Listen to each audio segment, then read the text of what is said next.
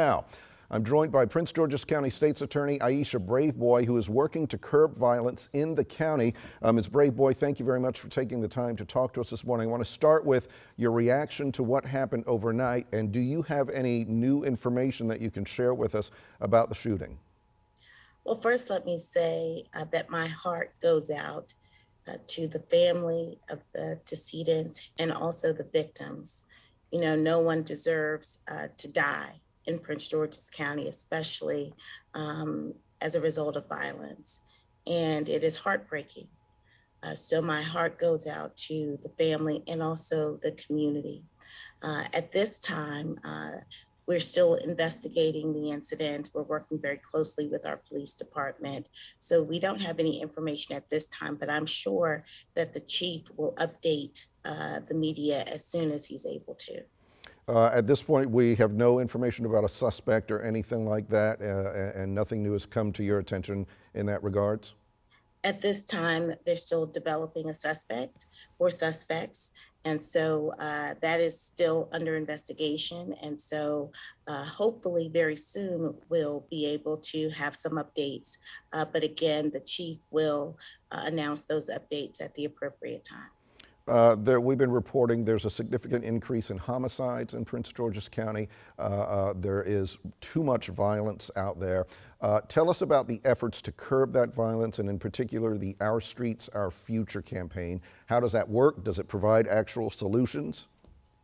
Absolutely. Well, thank you so much for asking that question. Yeah, we saw a spike of violence really when the country saw spikes in violence around the beginning of the pandemic and throughout the pandemic. So this has really, the pandemic has really exposed a lot of issues within communities across America and here in Prince George's County and of course around our region. And so Our Streets, Our Future is really about working with the communities to provide solutions to public safety issues. Certainly law enforcement, we will do our part. The police have a summer crime initiative that they have launched.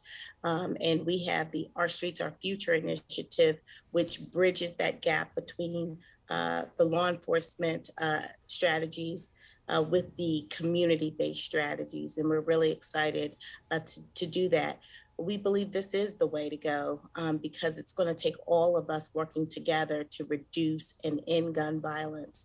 And so the Our Streets, Our Future campaign really is about bringing much needed resources directly to those areas most impacted by crime, especially violent crime.